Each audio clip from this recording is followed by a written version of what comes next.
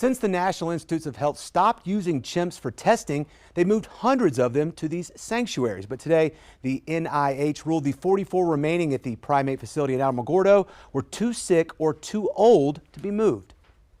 When you think about all that they've suffered through, the least that they deserve is the chance at a better quality of life. Laura Bonner with Animal Protection of New Mexico says the chimps at the Alamogordo facility have been used for everything, from testing of infectious diseases and street drugs to crash testing for seatbelts. When you look back at the medical records of the individual chimpanzees, what you see is that their lives were like torture. Those who survived were moved to places like Chimp Haven in Louisiana and Save the Chimps in Florida. These sanctuaries provide a better quality of living with large outdoor living areas and forests. They can even build nests like they would in the wild. Those kinds of activities they're not able to do right now in Alamogordo. But if the NIH's decision stands, the final 44 chimps in Alamogordo will never get to go. The NIH's website says many of these chimps have developed serious chronic conditions and some are considered geriatric. But Bonner says there's no way to determine what the move would do for their lifespan. Some of them may have weeks or months left to live.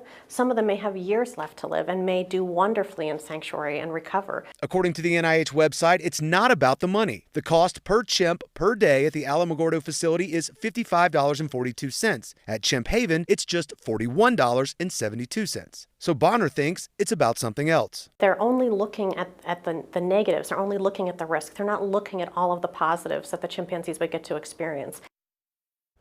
The chimps are owned by the federal government, so the only way that this could change is if enough people reach out to their senators and representatives in Washington and demand these chimps get to live out their final days in as close to a habitat as they would have in the wild. Reporting, Brennan Evans, KOAT Action 7 News.